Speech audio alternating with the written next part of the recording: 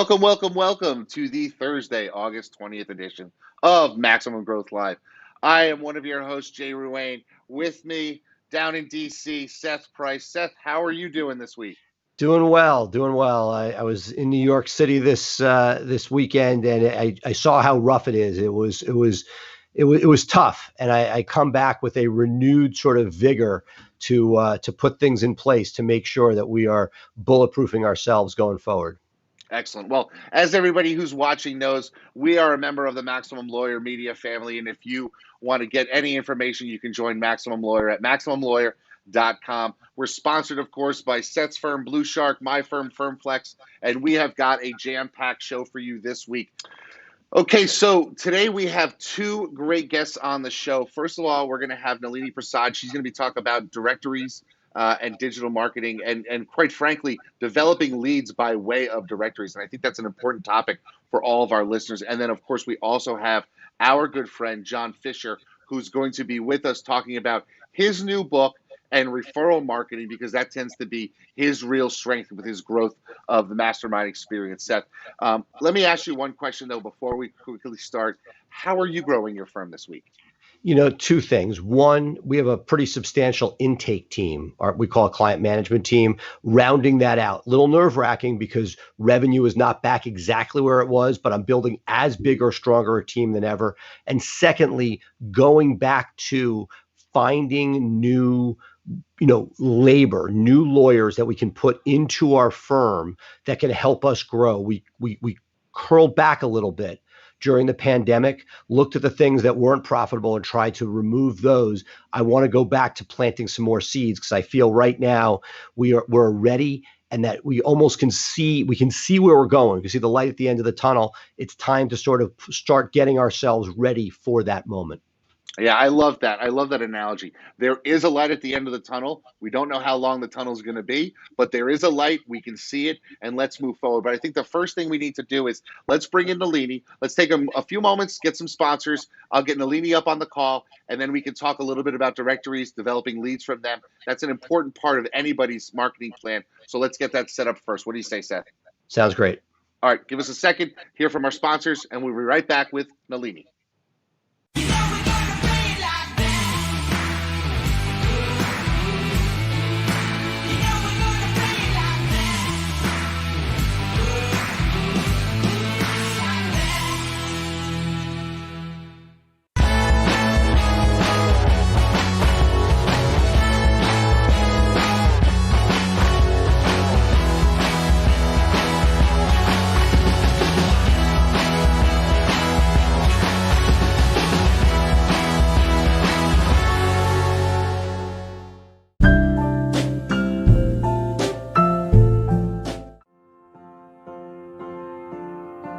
In this world today, if you want to grow your business, you want to grow your firm, you want to take on more cases and make a bigger impact, you have to have a digital blueprint. Statistically, throughout the time that we've been working with Blue Shark Digital, our law firm, the Atlanta Divorce Law Group, grew over 1,400%. They truly understand where we're headed and how we want to get there. I have a team in Blue Shark Digital that I feel like has my back.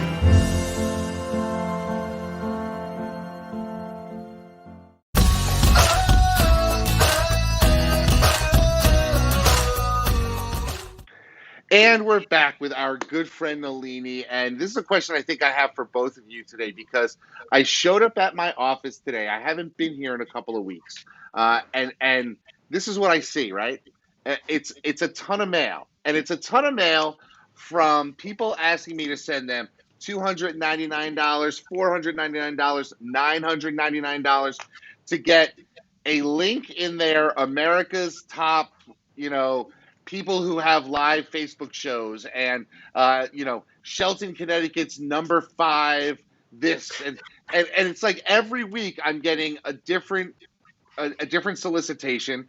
They all seem to want a couple $100 for a plaque and a link in their online list. And I've never heard of these organizations, but it tells me I'm one of the top 100 lawyers in my neighborhood, which is amazing because I only know of one other lawyer in my neighborhood. But Seth, is there any value to these letters and what I can do with it? because I know I'm not the only lawyer getting them. Right. A great question. And first, I would say what I have done as sort of to get me through the day, I open them up and put them in a frame. So instead of paying the $600 to get the plaque, I get it. But seriously, and I literally do that and give them to my law partner, Dave, who gets annoyed. But let's put it in three categories, right? The first is a sort of like from the point of view, if you're a brand new lawyer or you have lawyers working for you and you need something on their wall, and the plaque is less than $200, it costs you $200 to get a good plaque. God bless, even though it's nonsense half the time, that's something that could check a box. Let's put that aside. The second question is, and I think you were alluding to this, is there any SEO value? That's where I'm going to turn to Nalini. How can somebody tell if a given organization, whether or not it's a prestigious award or not, whether being included in the directory means anything? What does somebody have to do, Nalini? Yeah, absolutely. And we get this a lot. A lot of people get the same questions in the emails you're getting, and they say, hey, should I do this or should I not? Like, what is it worth? And so I think we're going to talk about, the actual things that are worth much more when you're getting them placed as like for lead gen. But for these particular best lawyer in the world, we look at the website that you get actually listed in the directory for, right? Because it says you get this added bonus. And we look at what does the technical of that website look like? Does it have real lawyers listed? Is it just everyone gets to be listed? What's the domain authority of it? What's the trust factor? What's the actual value of that link juice? And at the end of the day, if it is ridiculous and spammy, you don't want anything to do with it, right? If it does look pretty good and it actually looks like maybe it's not everyone in the world that's getting the award and there is some good technical value to it, then we say, hey, that might be interesting. Let's explore it further. Right. So and with these, there are ones you're not going to get letters from, Nalini, that have real value, right? HG historically has been one, better in the old days, but still of value. Justia Power Directory, you can get in, so that outside of just the letter piece, there are directories, some paid, some not, that generally people want to be in. Can you explain the difference between sort of the link juice effect and the Google local, the NAP effect? Yeah, absolutely. So a lot of these, like you mentioned, HG is excellent. So they have so much domain authority on their website. And a lot of you know about Justia too. Let's use Justia as the example, actually. I just talked to somebody who said, whenever you look up anything for divorce lawyer in Miami, you're going to 100% see Justia ranked #1, right? And so to be able to put yourself on that website, be associated with that website, whether it's a paid ad to keep you at the top, that's getting you visibility, right? That's the organic. But on top of the just being listed to get the lead gen, there's the ability of the citation that Seth just mentioned. And that's having your name, your address, and phone number associated with these powerhouse websites that are going to match your Google My Business exactly. When you have your name, address, and phone number match exactly, Google's able to attribute the juice from these powerful mega house sites to your Google My Business, which gives you that extra juice that makes you seem like the person that consumers are engaging with and a good answer to be in that local 3-pack.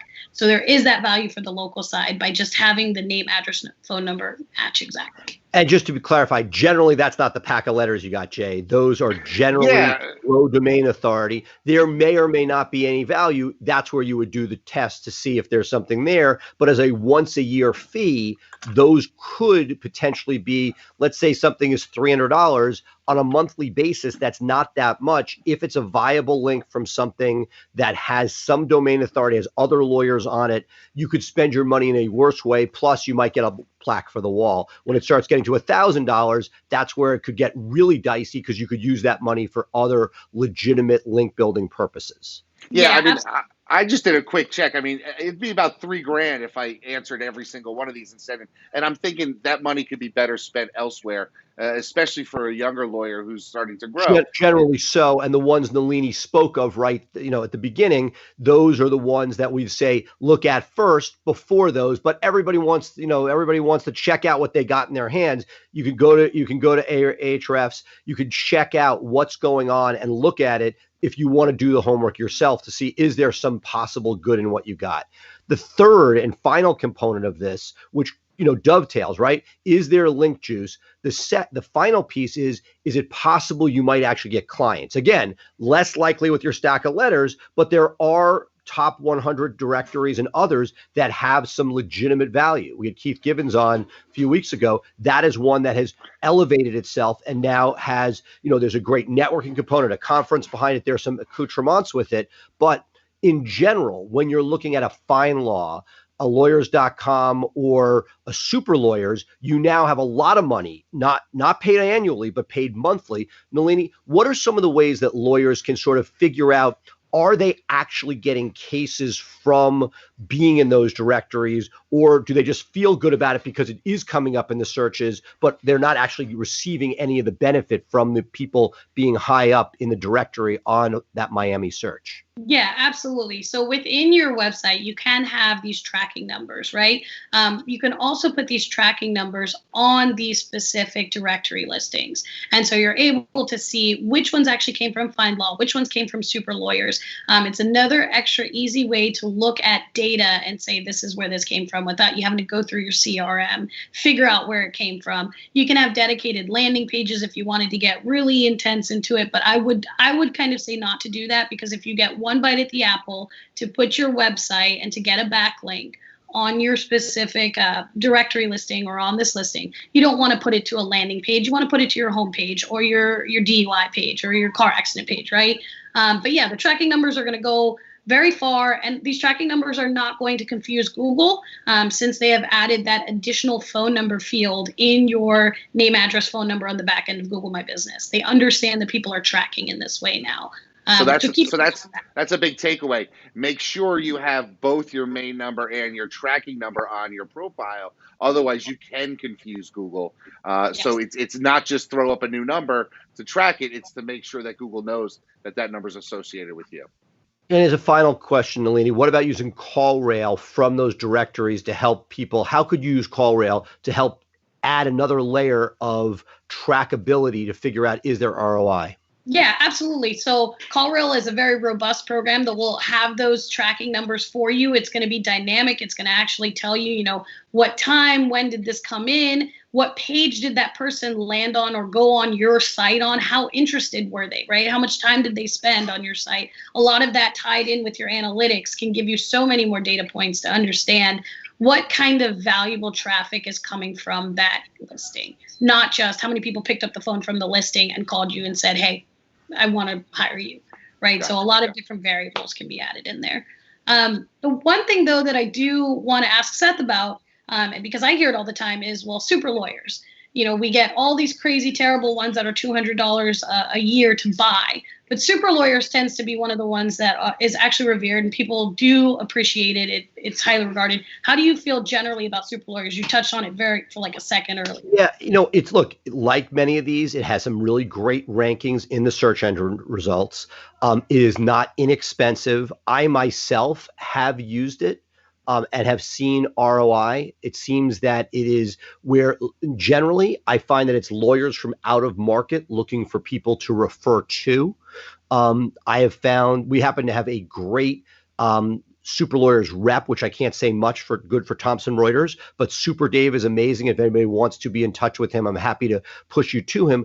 He's generally pushed me to 3-year contracts, which sounds crazy and has a lot of risk, but the pricing comes down enough that I can justify it and get ROI, whereas generally the inflated price of the 1-year contracts are so high that it's very hard to see an ROI. That said, when things stop, for instance, as Jay knows, when criminal stopped, they were not particularly great about saying, hey, we know our traffic dropped, here's some money back, where Salesforce was great about that. Thomson Reuters was not. So, long-term contracts are not great, but the only way that I found it to work is to get the price low enough in specific niches that you can convert.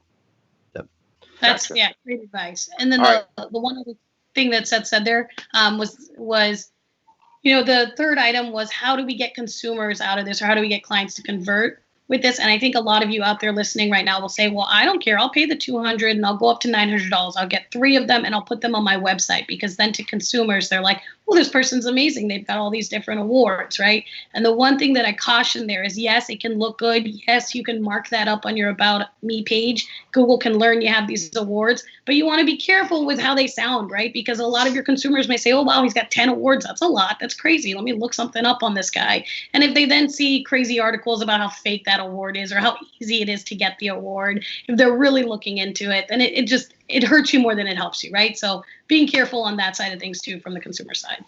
Well, here's my response. I'm taking these letters and they're going in the garbage for me. I mean, seriously, I've got plenty of stuff on my walls. I don't need to be, the best top 100 lawyers in my building. So I don't think there's much value in it for me. I think I could take that money and put it elsewhere to get something out of it. But Jay, before we move on to John, I would argue that for a junior lawyer, for an associate who looks like they're 12 years old, the idea that you're giving them something, hopefully don't pick the garbage ones, but the idea that you put a few plaques on there, it's nice for the clients. I think it makes the attorney feel good, that a few $100s spent strategically is not a bad way to go. Oh, absolutely. And I agree with you. I will absolutely nominate my associates for top 40 under 40 from National Trial Lawyers. It's a legit organization. We've spoken there. We've attended there. There are heavy hitters in that organization. To be considered part of that crowd absolutely is something I think of value. But, the best, green shoed wearing lawyers of 06606 doesn't really provide much value. And if you dig deeper, certainly that's going to be a problem for prospective clients, especially on some big money cases where they're doing a lot of due diligence, I would suspect. So, Nalini, thanks. That helped me really sort of make this decision, Seth. Great way to frame it there. What I'd like to do now is take a quick moment, a quick break. I've got John ready to come in, so we'll take a quick word from our sponsors, and then when we get back, we'll have John Fisher talking about his new book and a bunch of other things. So we look forward to that. Thank you, Nalini. Thank you for being with us, and we'll see you again soon. Bye. All right, hang tight, folks. We'll be right back.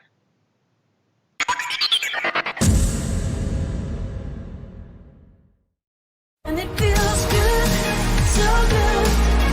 Coming back again. Feels good.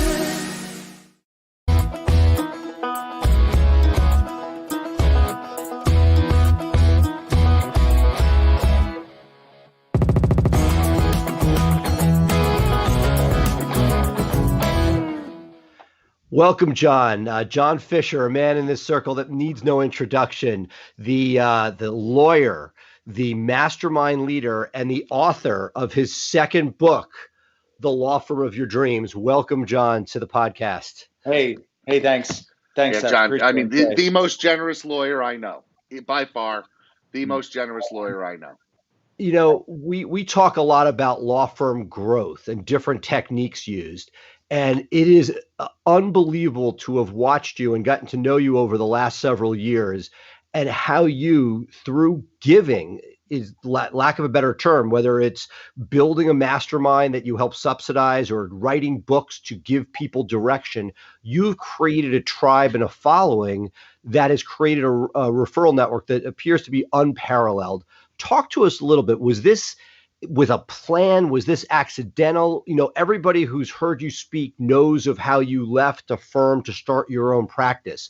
But where did this idea of building raving fans to John Fisher come in?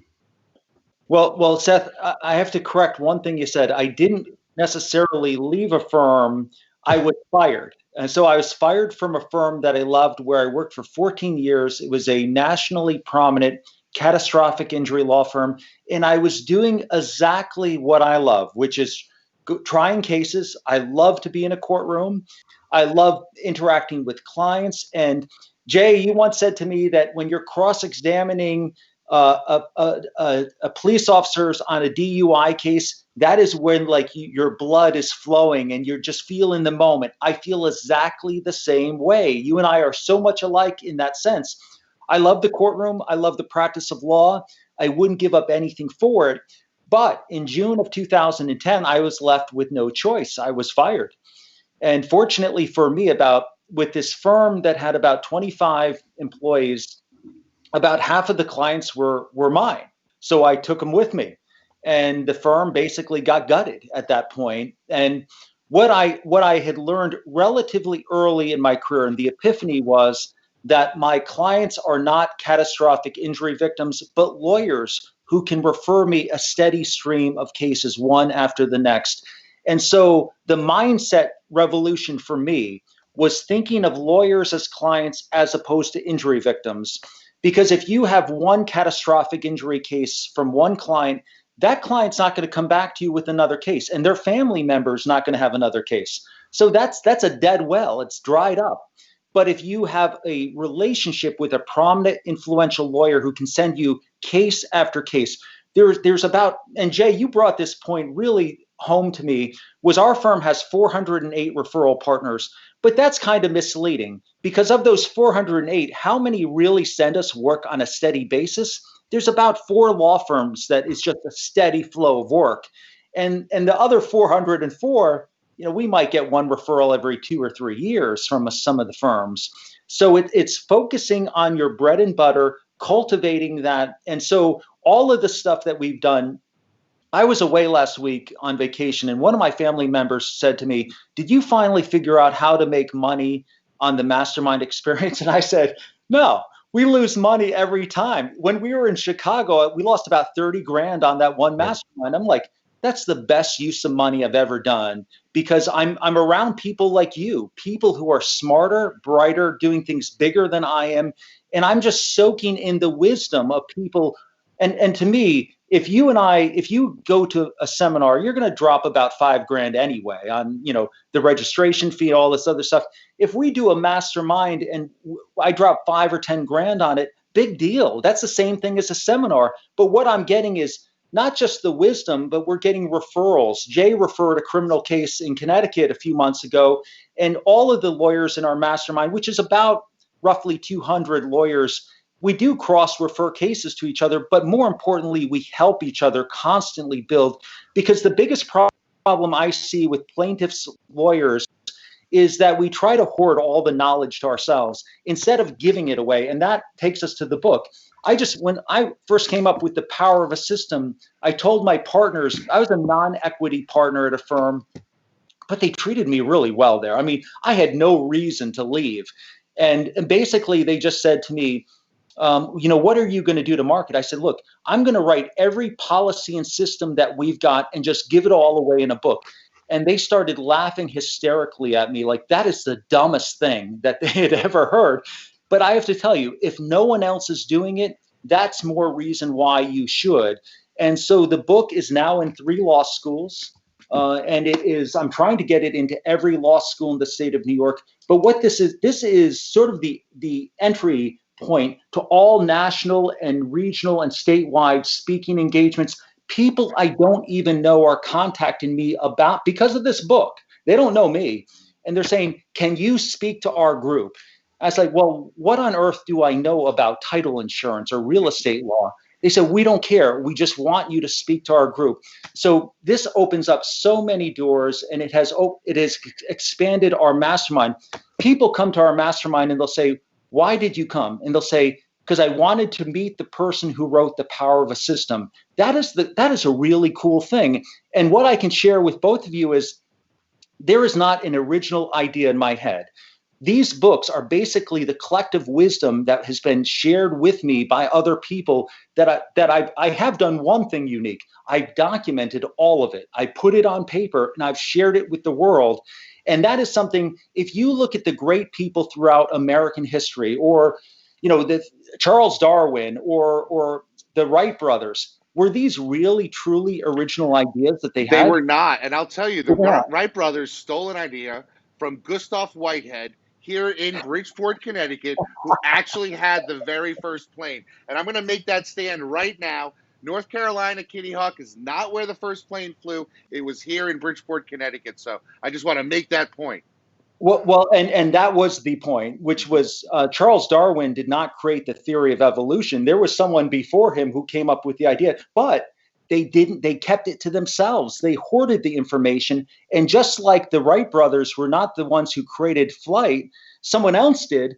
But unless you take your knowledge, put it out there and give it to the world, then you're not really accomplishing anything. So if I've done one thing right, that's it. I've taken the knowledge and idea that I've gotten from incredible people like both of you, and I put it on paper and I've shared it with everyone.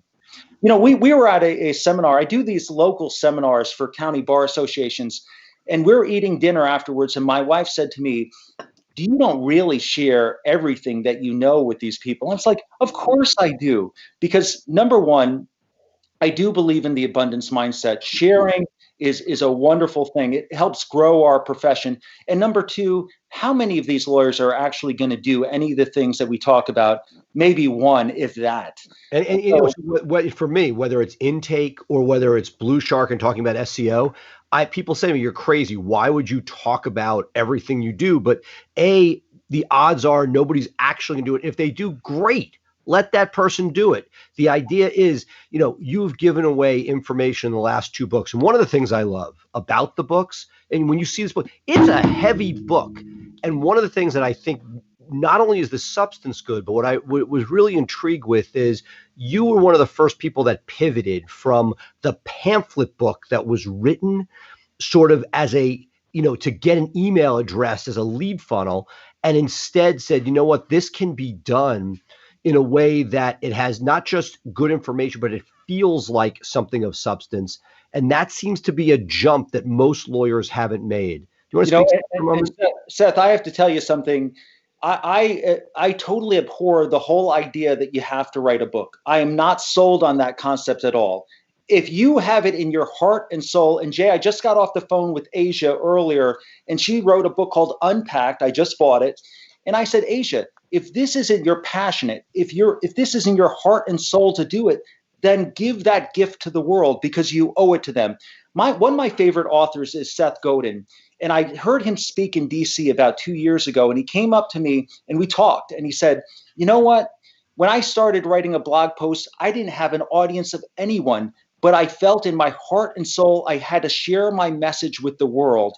And so I just kept writing. And then I developed 1 follower, 2 followers, and now it's in the millions. He's one of the biggest influencers in the world because he realized the value of sharing his message, even if it's with one person. And I feel like all these people writing these mini guides, and you hear it on the marketing circles, you've got to have a book. That is total BS because these books are garbage. But if you've got it in your heart and soul and you write the definitive book about DUI, and Jay, I can tell you, there's a lawyer in Albany, New York, who wrote the definitive, in New York, it's called Driving While Intoxicated, the definitive book. Now it's in every law school in New York State. The guy gives interviews everywhere, seminars.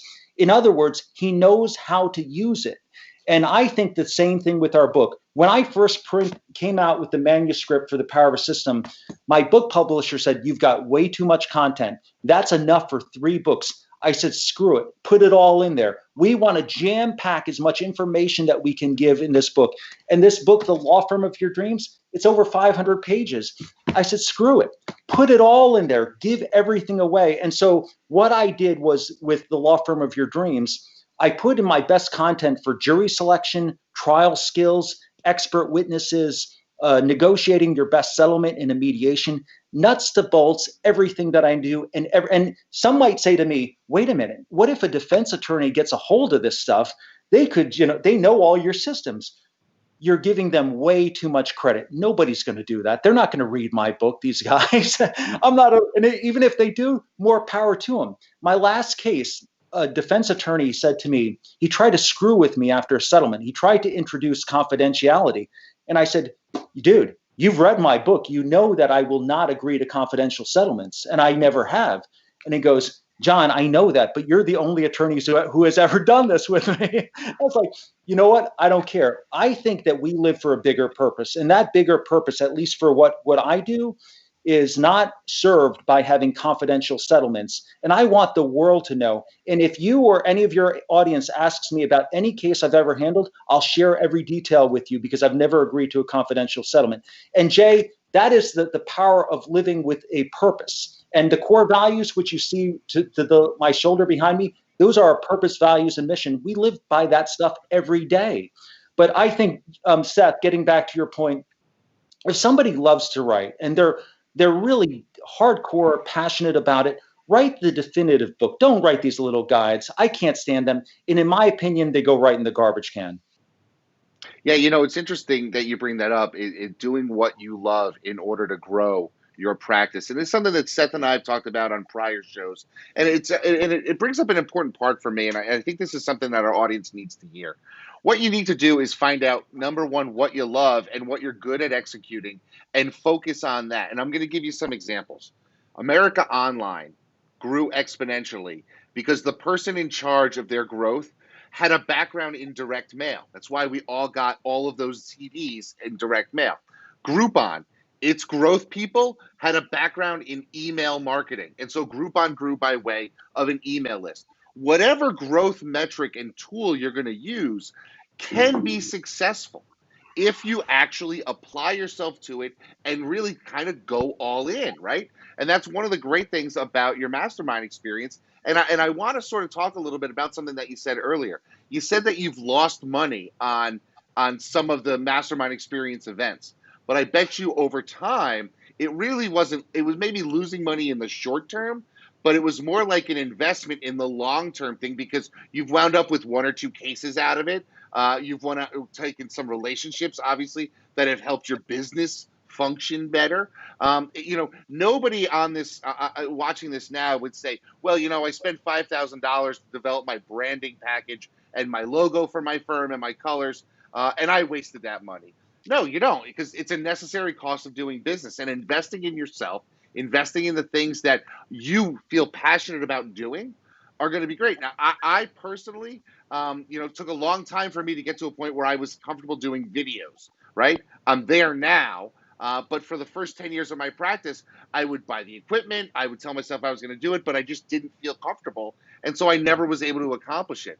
I was better at writing the content. Now I've sort of transitioned. So really, that's the message I want to take to people is find what you're good at and what you like doing and double down, triple down, quadruple down on that. And it's going to provide so many better return than anything. Seth, what do you think? Well, I was going to say, look, I couldn't agree more. I proselytize all the time. Do what you love and it'll happen. If you don't love it, it's not going to happen. But I want to ask something to both John and you, Jay, which is, networking, because that's essentially what you've done here, whether it be the mastermind or whether it be the book and speaking, you've done that. And Jay, you've been at the epicenter of like the DUI world. You can't think of Connecticut DUI without you.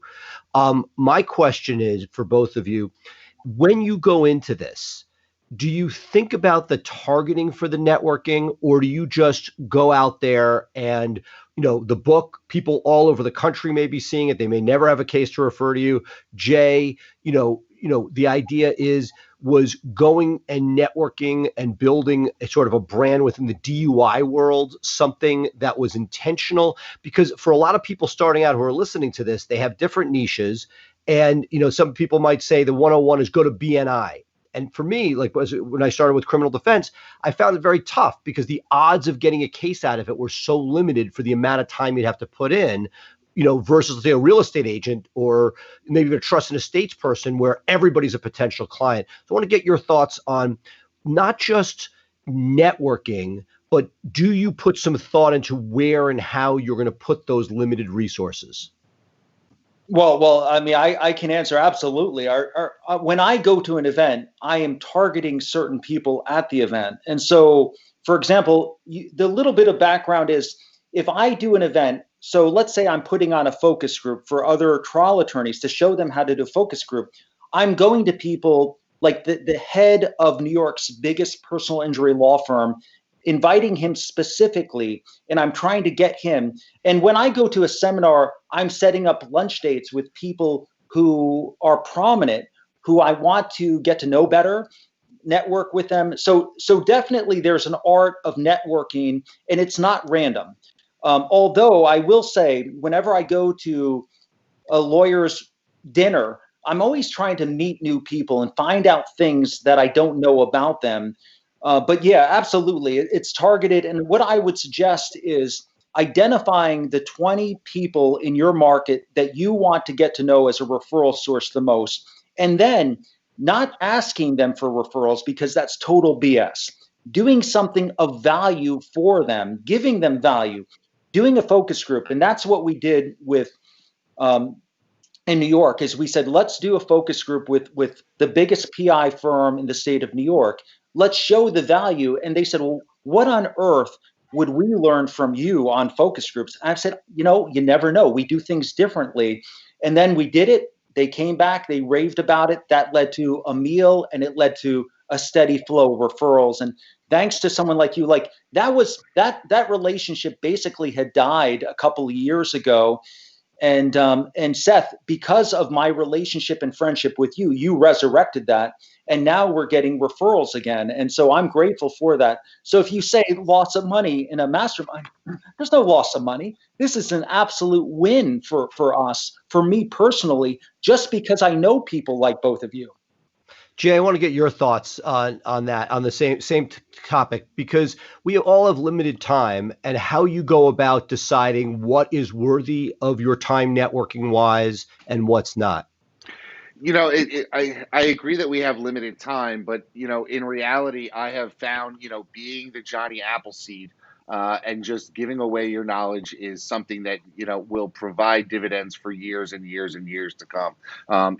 We have a colleague in the DUI space, Seth, Justin McShane, and Justin is perhaps one of the most generous person I know when it comes to just getting on the phone, talking you through a problem. His encyclopedic knowledge of just testing procedures and that type of thing is a real help. And so I followed his sort of advice when he said, just help people. And if you help people, you'll get those referrals. And so that's the way I sort of approached it. I was the guy, in the DUI community and obviously in other legal communities, I was always the person who people would look to for business advice and help on developing their practice, because I knew, okay, I was never going to be the person who was able to try as many cases as other people. I mean, I've got 30 something DUI trials under my belt. I know colleagues in Arkansas who try 30 cases in a year, right? And I've been doing it for 20 years because their system is different than ours. And it takes a lot for me to get a trial here where they can do it in 3 hours in an afternoon. It's just a different process. So I was never going to be the person who could talk about cross-examination, even though I love doing it, in as much detail as somebody who's doing it every day of the week. So I said, you know what, I could be the person who can help with their business and marketing. And that became my thing. After hours at the seminars, sitting around, having some drinks, people would talk to me and I'd offer them some suggestions. And that's really how I built a name and became, oh, you got to talk to Jay. He's in Connecticut and he can help you with X. And I would just give it all away because, they're not competitors for the most part. And even if they are competitors, I mean, one of my biggest competitors, I helped him start his DUI practice, because there's clients out there for all of us. And, at some point, I believe in the good karma thing. Good things come to people who help other people. I was educated by the Jesuits. I'm a man for others. That's the way I like to approach life. John, you transitioned from working for somebody else to working for yourself. And Jay, you have a lot of people working under you. One of the questions I get a lot is for somebody who is still working for a firm, for the people working at your firm, Jay, how do you balance between producing the work product, which is why you have people at your firm, Jay, and John, when you were there, your primary focus was trying those cases, and making the time, getting the emotional energy to get out there? How do you balance that for somebody who is on the other side right now? Well, for me, there really is no balance. So that is an issue that I've had, is that I live a very unusual life, like we all do, right?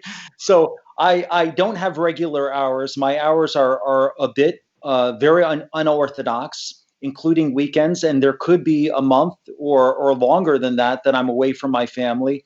It's just the nature of the beast. And what we just try to do is keep moving forward. I just created an audio book for my first book, The Power of a System. And, it took a couple of months to get that done, but now we're moving on to the next thing. And what I would say is that there's no easy solution to anything. And for anyone watching this who's struggling or has anxiety, we all have that. I have that every single day. And I used to think, Jay and Seth, that when I started my firm, they said it will take 5 years to become established. And I was like, screw that. I'm going to be established in less than a year. No, they were right. It took a full 5 years. And even then, you think, oh, now it's going to be easy. It's not. It's hard. And running a firm is not easy. And I think one of the most valuable things I've learned from our mastermind is for somebody running their own law firm, that's not the answer for everybody. Not everyone wants the struggle, the anxiety, and the stress. And so it might not be right but for me and for others like me, there's no other way to live. And the biggest regret I have in my career is that I didn't go out on my own 10 years earlier than I did. Yeah, I can speak to that too. When it comes to associates, I see a lot of lawyers in a lot of forums talk about how do I get my associates to generate business, and I think there's sort of a disconnect there with the mindset because as an entrepreneurial lawyer, as someone who's hung a shingle and done it, whether in John's instance where you've been fired, where it's in my instance where I quit a job and hung a shingle, that type of thing. I think what you got to realize is that we are a different breed of people in that we are go-getters, and a lot of people are go-getters in maybe in their personal life where they love to play guitar and that's really their passion, and they practice law as a means to an end to get them to be able to play in a local bar band 2 nights a week.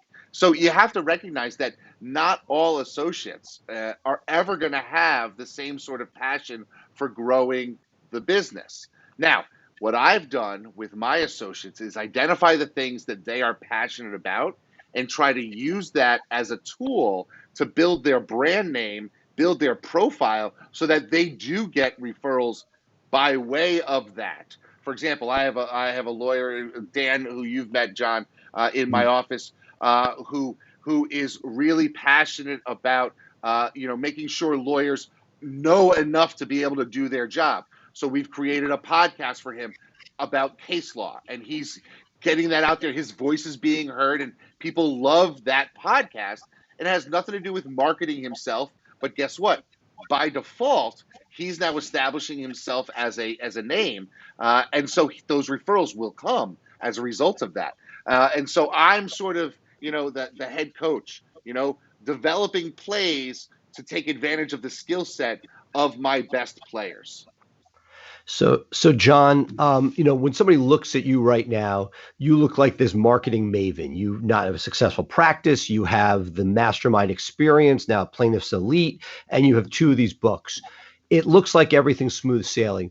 One of the things I love to ask during this podcast is, what are some of the missteps when somebody else is out there thinking, hey, I may create some sort of online organization or may write a book? What are the things you wish you knew now that if you had known them, knew then that you know now, that would have gotten you where you are faster? One would have been, hey, 10 years earlier, but putting that aside, there've been a lot of sort of ups and downs in the mastermind over the years. What are the takeaways you have from that? Well, I'd give 3 pieces of advice to a younger me. And number 1, become a specialist. And so I just do medical malpractice, but my specialty is birth injury. And because I specialize in birth injury, I get cases from outside of New York. In fact, I'm actively practicing in Alabama now. And so specialize in something. Find something that you are hardcore passionate about and willing to die for. If you are willing to die for something, you will succeed no matter what. It is the key. And so, you have to burn your boat and just say, hey, I'm all in on my business. When you went all in, Seth, on your business, you said, hey, I've got no plan B here. If this doesn't work, I'm screwed, right? That's the same for all of us. We're screwed if our business doesn't work out. But when you're all in and you're totally committed and you specialize in a niche, that's so essential. The other thing I would say is delegate, delegate, delegate. And what I mean by that is write down the 5 things that you hate doing and then delegate them.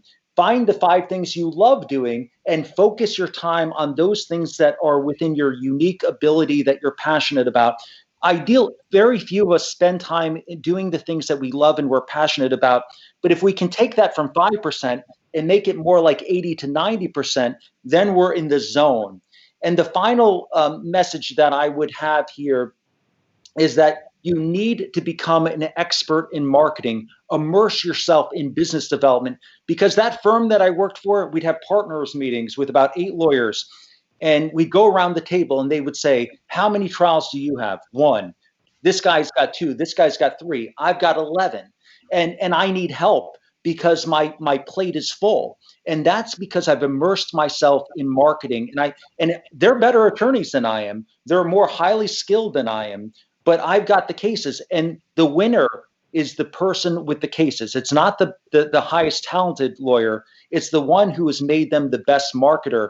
We had a firm just before we got fired, we had a firm-wide partners meeting. We took a whole day, and half the day was dedicated to marketing. And this was going back more than 10 years. And the senior partners in my firm said, now we're going to begin the second half of today by focusing on marketing. We want everyone to look at what John Fisher is doing and just copying him. I mean, because what I was doing was I was immersing myself in knowledge and wisdom in marketing online and offline. And what I found is, Seth, if somebody comes to me, and I don't even know if Yellow Pages still exist, but if somebody came to me and said, I've got a 5-to-1 return on my Yellow Page investment, I'm just like, well, then why wouldn't you keep doing it? Everything is determined by return on investment. I don't care what it is. If you've got a little ad in the Bridgeport newspaper and you're getting a 2-to-1 return on investment, by all means, keep doing it.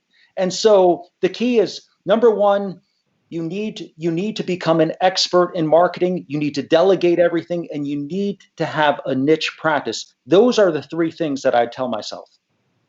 Jay, you got a final question for John? Yeah, I do. You know, John, one of the things that I'm sure has been a challenge during this whole coronavirus period is the threat of an imminent trial has disappeared for the most part for a lot of people. I know depending on parts of the country, some small trials are happening, but with medical malpractice, from my experience and my understanding, is that the cases really are difficult to resolve until you're getting ready for that trial. Did any point in time during that first 4 months of this, did you say, hey, you know what, I need to expand my niche because I may not get a trial in medical malpractice? And how did you then turn around and say, no, wait, I own this, I'm going to double down on this area? Because I see a lot of lawyers, now that we're 6 months in or 5.5 months in, saying, I just have to grab whatever business is out there and sort of make it work. But like you and me, we've sort of said, hey, double down on our niche and really own it and not try to just add extraneous practice areas. So I think there's a message and a lesson for some people in our audience about not trying to get desperate and add some more. So tell me about how your mental process was back March, April, when you knew things were going to be changing for yourself. Well, I can tell you, when I ask people, I say, how's it going during the pandemic? And they'll say, oh, everything's great. And then you hear from everybody, everything's great. I'm like, man, there's just so much BS going on. Come on, not everything's great. And we were set up to have a banner year before the pandemic, but this totally screwed up everything. And without trials, we have no income. And so that's the way it's different than a personal injury attorney who does car wrecks and slip and falls. They just have cash coming. We don't. Without a trial date, I've got no income. And about a month ago, just totally out of the blue, so it wasn't 3 or 4 months ago, it was relatively recent. I was just out of my mind with worry. And then just out of the blue, a judge called me and said, the defense has got $3 million. Will you settle this case? And I said, okay, that's the number. We're good. And that was a collective $5 million settlement. But without that, frankly, I don't know when there's going to be another trial date. And I don't know when my firm will have our next dollar. But because we have very low overhead, our expenses are low. My office is the 3rd floor of a bank building. We pay $1,400 a month in rent. I mean, welcome to upstate New York, right?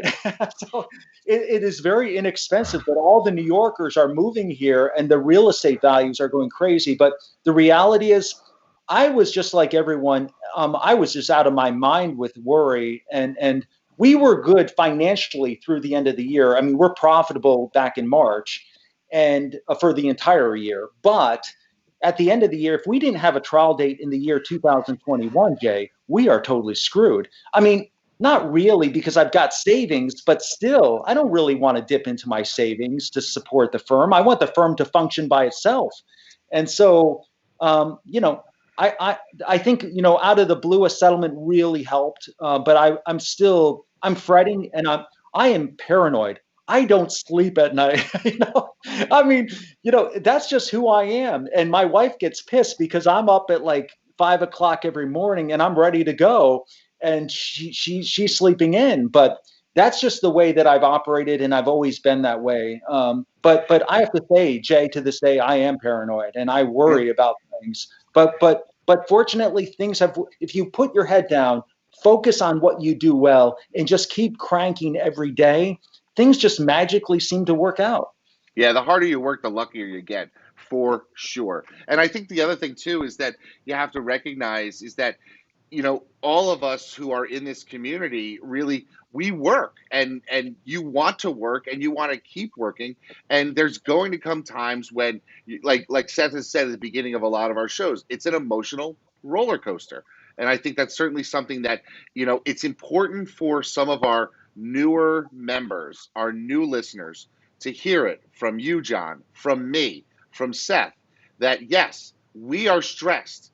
We may have the some skills and some reflexes that we can rely on during this time, but it is not unusual if you are going through a stressful period to feel this way, and know that your mental attitude is what's going to have to carry you through the day. You lean on those muscle memories, that skill set that you've developed, to be able to say, okay, if I just get my head down and I keep working, I'm going to get through this. And that's, I think, important for all of us to do. Seth? No, I just want to, say to John, thank you so much for everything you've done. The Mastermind Experience has been a seminal thing for my career.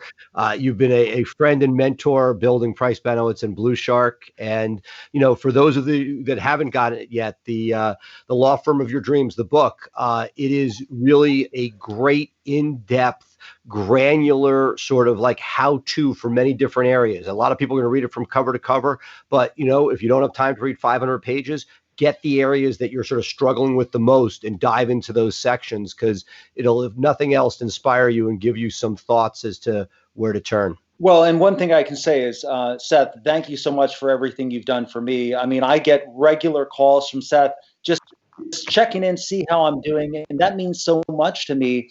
And our internet process, our website has really taken on a totally different development since we started with Blue Shark about 2 years ago, because I feel like now I have a strategic partner who's looking out for us, not someone who's expecting me to do everything. So it has been a great relationship, and I couldn't be more grateful for that. And Jay, everything you've done for our mastermind, I'm very grateful for that as well. And I'm happy to do it for you, John, because you're just such a generous person.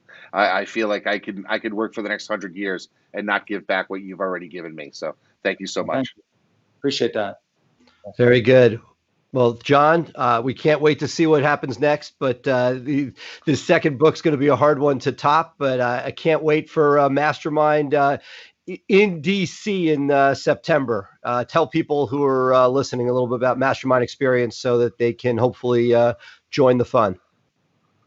Yeah, well, the Mastermind Experience is something that where basically you bring your biggest challenge facing your law firm, you throw it out to a small group of lawyers, usually it's about 7 or 8 in a room, and then you get customized solutions, brainstorming, collaboration, sharing.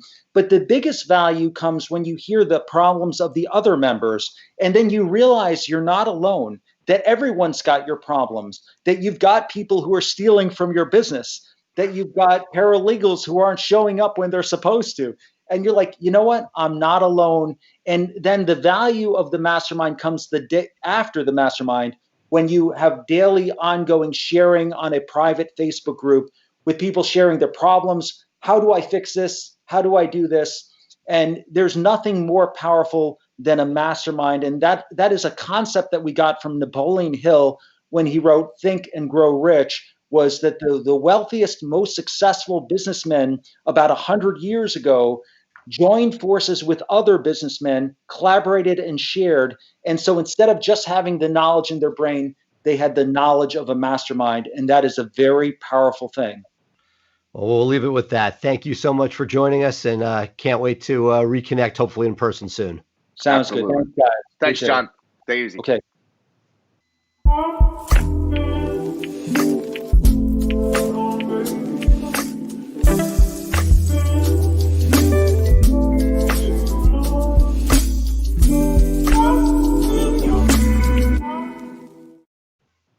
Well, Seth, so just another great time hanging out with John Fisher. I know you and I both have spent a lot of time with him through the Mastermind Experience, and he is just a pleasure to spend some time with, don't you think? And, it's a unique person in the sense that he took something in both instances, whether it be the books where he was like, hey, I could take the pamphlet and make it better, or the mastermind. And look, there are plenty of great masterminds out there. Most are not inexpensive. He was the first person who said, you know what, I'm doing this for me. I'm going to make this a loss leader.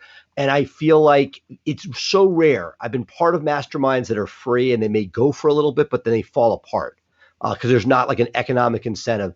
But the fact that he has found a way to sort of barely cash flow this, but keep it organic and fresh and not a huge buy-in allowed for a community to grow that is just, special and very thankful for. Yeah, it's really sort of, both of us are involved in the Mastermind Experience, and we're part of that Facebook group, and it's really amazing how many people will jump up and jump in and help you solve a problem. And this is something that I think our listeners can take from not only from being on a national level like John has done with his Mastermind Experience, but this is something that you could do locally. You could tap people and understand that it's an investment. It's not something that you're going to make money on, but look for other lawyers, look for other business people, and create something like this. And just, it's got to be something that you're going to love, right, John? Seth, this is what we talked about. Absolutely. Unless you're going to find that you like doing it, it's going to fail. I hate to say it, John loves the interaction, so Absolutely. he invests his energy in it. But if it's not something that you love, don't do it. Don't try to do it. Don't mimic. Or, get into it and do it yourself. You might find another way to make those types of connections. Couldn't agree more. And I'll throw it out this way. A lot of people come to me in the B2B space, lawyers that are business lawyers, meaning lawyers that deal with companies rather than people. And when they come to me with my Blue Shark hat on and they say, should I do SEO? I'm like, probably not. The first reaction is no. Go get season tickets. Not great advice right now. Go. And the other thought is something I have seen replicated is start a breakfast club. Bring in the people you want as clients as speakers and fill the room with other community people. It takes effort to put it together, but once you put something like that together, it is the gift that keeps on giving. And I think that's what John has found. Yeah, for sure. Okay, so that's going to wrap it up for us. Great stuff from Nalini at the top of the show. Even better stuff for John in the middle of the show. I'm sorry that me talking is the end of the show because, of course, it's going to be a bit of a disappointment. But I want to remind our people out there, there's a couple of things. Number one, if you want to listen to this on a podcast form, you can find our podcast, the Maximum Growth Live podcast, available on all the podcasting platforms. We are, of course, a member of Maximum Lawyer Media. You can join Maximum Lawyer in the Facebook group. We have our own Facebook page. We'd love you to follow our Facebook page. I'll put a link down below in the comments so that you have it. We've got some great stuff that we're working on in the next couple of weeks. One of the things I do want to talk about and tease a little bit for you is that in the next couple of weeks, Seth and I are going to do a show, no guests, and it's going to be our top 10 growth hacks for the next year. And I think it's certainly something that you guys should be on the lookout for. So with that, I'm going to leave it. Seth, what do you got over there? You got anything else for us this week? I was going to say, just keep on plowing. I was up in New York this week. I saw how tough it is up there, and that understand that wherever you are, there are people that have it worse, and that you should just continue to sort of like look forward. We're going to get out of this at some point, and that if you start planning for that and making those investments in whether it be labor or whether it be strategy or whether it be networking, all those things that you can sort of do during this time so that when we come out of this, you're running, not starting flat-footed. To me, that's what this time should be for. Yeah, I think if we look back in 2025, the firms that are going to be truly successful are the ones who took this 6, 9, 12-month period to get their systems in place, to get their content in place, to get their relationships in place, and have a plan going forward. I think that's, this is an interesting time because you're not starting out your firm from scratch. And this is something I wanted to talk about earlier, but I kind of forgot about it. We're all sort of waiting till they sort of let us loose on the world. And it's the people who work now they're the ones that are going to be successful in a long time. It's like you don't win a trial in a courtroom, you win it in the prep. Well, your firm's going to be successful by what you're doing right now. So think about it, come off of this conversation here today, and sit down and think about the things that you can accomplish in the next 90 days that are going to really set your business going forward in the next decade. So with that, we will leave you. I am Jay Ruane. He is Seth Price. We are Maximum Growth Live. Thank you for being with us, and we look forward to seeing you next Thursday, 3 p.m. Eastern, on another edition of Maximum Growth Live. Bye for now, folks. Take it easy.